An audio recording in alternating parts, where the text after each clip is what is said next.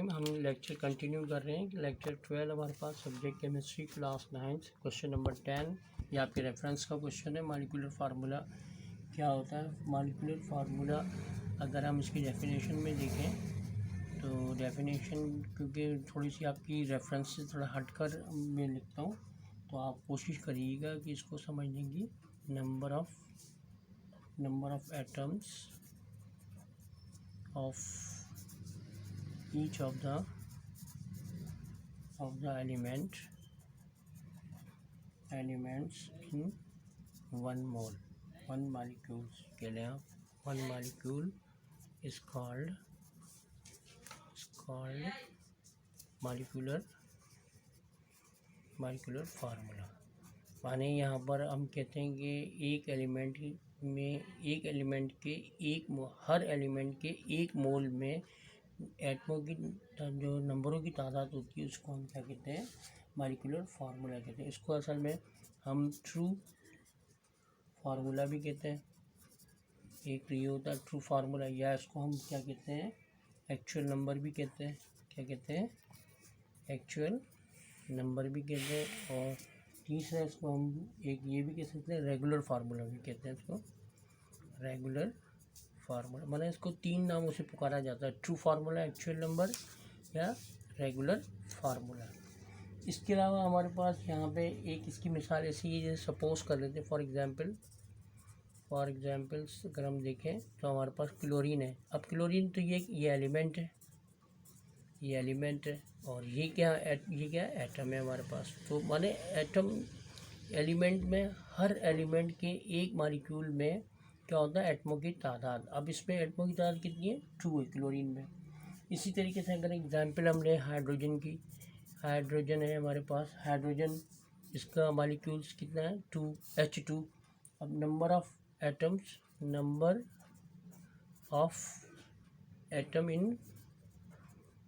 In one molecule अगर हम देखें तो कितना होगा? इसका 2 होगा, हाइड्रोजन का 2 होगा इसमें।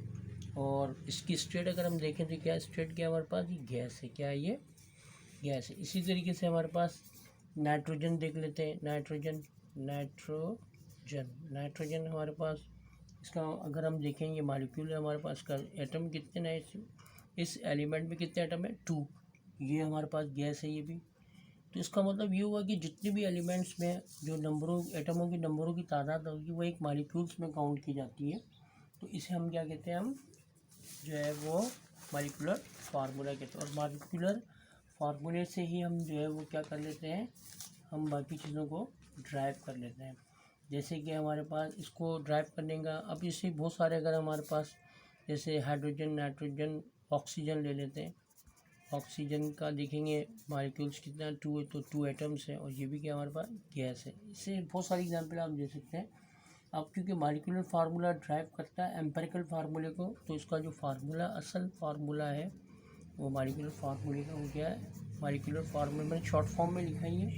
इसके बराबर है ये एम्पिरिकल फार्मूला, ये भी मैंने शॉर्ट में लिखा है, और n के बराबर। ये इसका एक शॉर्टकट फार्मूला है जिसकी मदद से हम मॉलिक्यूलर फार्मूला निकालते हैं। इसके अलावा मॉलिक्यूलर फार्मूले को हम क्या करते हैं? जैसे सपोज कर लेते हैं, ऐसे भी निकाल सकते हैं। जैसे वाटर है, वाटर लेते हैं। हमारे पास हाइड्रोजन का मॉलिक्यूलर मैस अगर हम निकालना चाहें तो हाइड्रोजन कितने हमारे पास यहाँ पे 1 मैस होता है, 2 उसके एटम है, प्लस ऑक्सीजन कितना है? 16 है। तो 2 1 ज़ा 2 + 16 तो 18 ग्राम। तो ये हमारे पास क्या हो जाएगा? ये मॉलिक्यूलर हमारे पास फार्मूला या मॉलिक्यूलर मैस हम निकाल लेते हैं।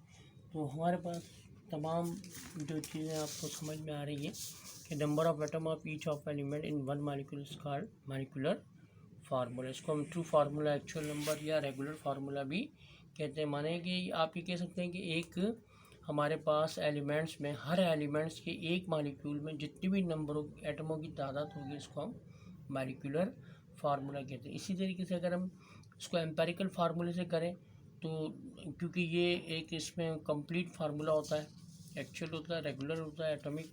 और इसमें एक्चुअल फार्मूले से मुराद अगर हम जैसे C6H12O6 ग्लूकोज का फार्मूला लेते हैं ये तो हो गया हमारा मॉलिक्यूलर फार्मूला। अगर हम इसका एम्पेरिकल फार्मूला बनाना चाहें तो क्या होगा, CH2O, ये हमारे पास एम्पेरिकल फार्मूला बन जाएगा।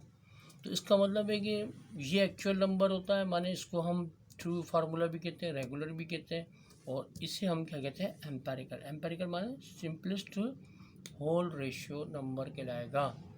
ठीक है गाइस, ये एक छोटा सा लेक्चर था मॉलिक्यूलर फार्मूला।